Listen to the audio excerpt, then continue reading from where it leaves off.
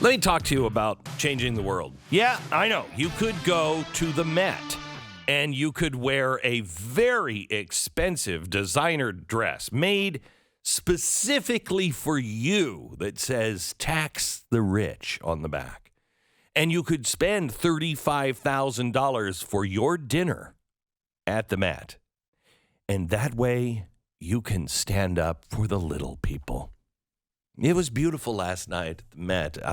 I've never gone, never really had a desire to go, but AOC was there yesterday, and she was standing up for the little people in that designer dress, and I think that was marvelous. I really, really think it was marvelous what she was doing last night at the Met Gala. Now, that's one way to go. That's one way to go. And that's a good, I guess it's a good way to go. I mean, you get nice clothes out of it. You get a fancy meal. I bet they got some quail or something like that on the plates. You could go that way. You could get angry. You could just get frustrated, more and more frustrated, and just tune out. Or we can all remember what our moms taught us, all the things that we learned. All the things that we know that we have been told we don't know. We don't really know. You remember that TV show? I think it was on NBC. It was years ago. Save the Cheerleader, Save the World. What was that show called? Heroes. Heroes, Yeah. That's right. Mm-hmm. I loved it. I watched like 8 episodes, and then I think it was canceled. But that's what we have to do. Save the cheerleader and save the world. It wasn't all that long ago that we all celebrated American greatness. All of us. We weren't ashamed to believe in the idea that America was a great place, that America was an exceptional place. America was the best. Now, that doesn't mean it was perfect. It just means it was better than every other place on the world if you wanted to be free. I don't know if you saw the Freedom Index, the latest one, but we're like 18th now. Now, believing that America is a good place does not mean we think it's a perfect place. The idea in critical race theory is that we don't understand the missteps in our own history.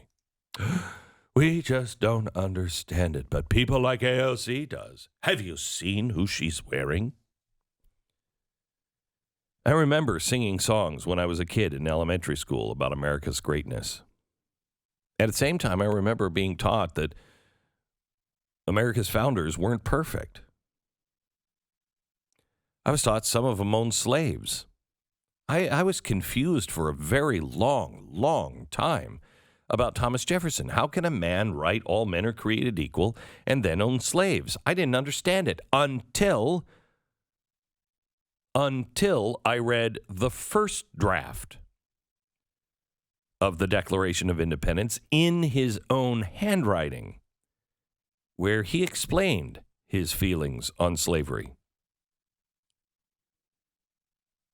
In the 7th grade, we studied the American slave trade, and I remember seeing, you know that picture where it showed how all of the slaves were piled up in slave ships? Do you remember seeing that for the first time? And I remember thinking how horrid this was. And I grew up in the era of Roots. I saw Roots and thought, what was this? How could we have been so wrong? I was taught about the devastation of Reconstruction.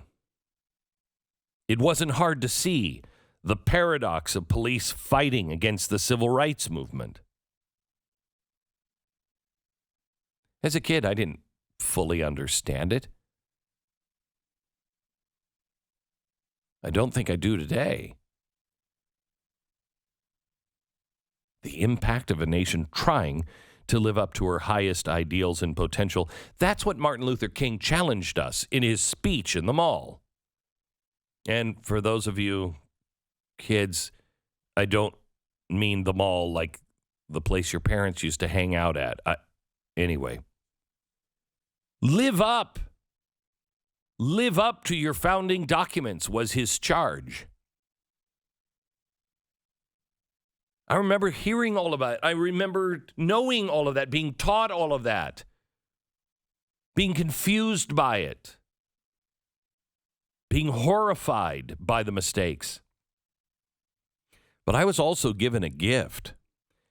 The gift of being taught that the reality of America is not summed up by all of our faults, our missteps, our tribulations. But the secret of America is the triumphs. When we fall, we stand back up. We pick ourselves up and soldier on. And it's that makes us exceptional. Not that we have so many resources or we have so much money. That we are people that just go and do the hard things. We don't do the easy things. That's not what makes us exceptional. We're the people who went to the moon.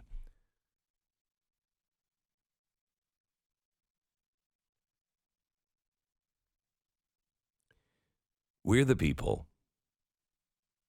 that against all odds are saving people in Afghanistan today. And I don't mean the government. I mean we, the people.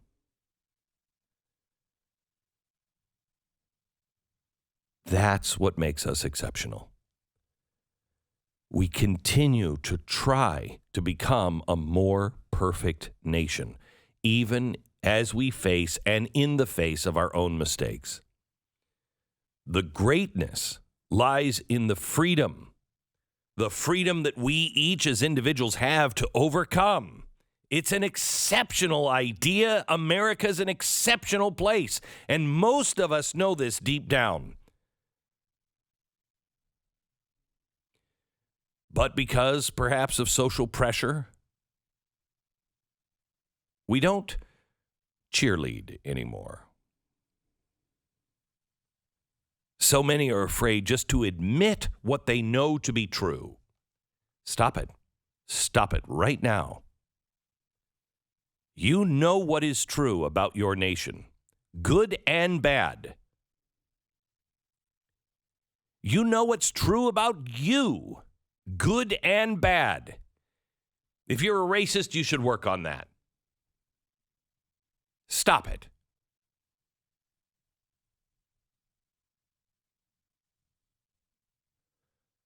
But we need to get back to a place to where we are not just willing to, but we're eager to cheer for our country.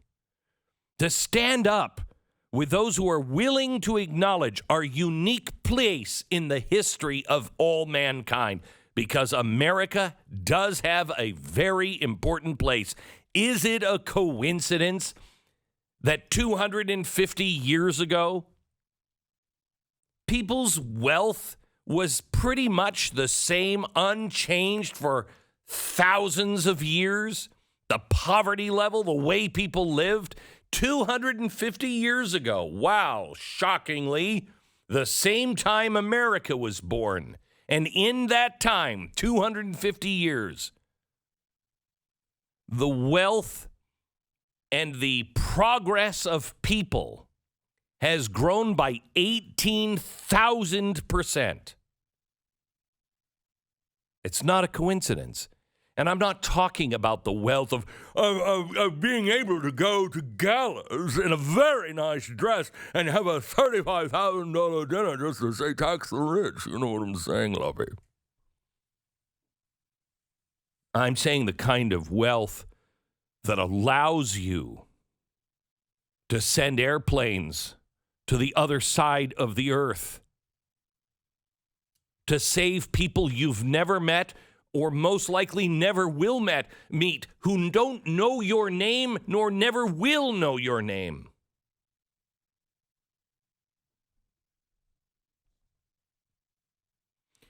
And not taking it from people. Just volunteering taking it because you believe in the goodness of mankind. You believe in honor and integrity. You believe in the idea that no man is to be left behind. Stand up. Stand up with people that will stand with you, that will hold up the American ideals of life and liberty. Because it's those ideals that will continue to lift up the entire world. Hold on tight to the conviction that America is great because America is good. You have witnessed it. And be willing to acclaim that throughout all the land, as it says on the Liberty Bell. See, it's a really good slogan for that show that nobody ever watched. Save the cheerleader, save the world. It's not as hard as people make it out to be. Around the world, the American flag is still a symbol of hope for people who are looking for freedom. In Cuba, they're flying the American flag in the streets. In Hong Kong, before they were crushed by totalitarianism, they held the American flag and they sang our national anthem that too many Americans are afraid to sing or embarrassed to sing. In Venezuela, today,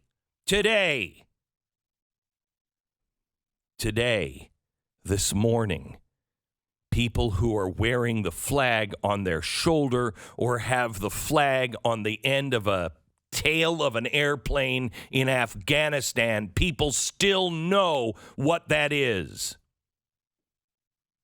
Our way of life is a way out and a way up from the slop and the sludge that is daily life for much of the world.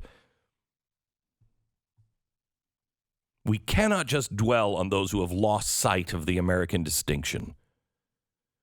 We can't just pay attention to those people at the Olympics that turned their back or covered their heads or raised a fist at the raising of the flag or the national anthem. There were those who wrapped themselves in the honor that is Old Glory. Patrick Reed, Yaiser Ramirez, Tamara Mensah Stock, the daughter of an immigrant from Ghana. She was the first black woman to win a gold medal in wrestling. She's the one who wrapped herself and says it feels amazing. I love representing the U.S.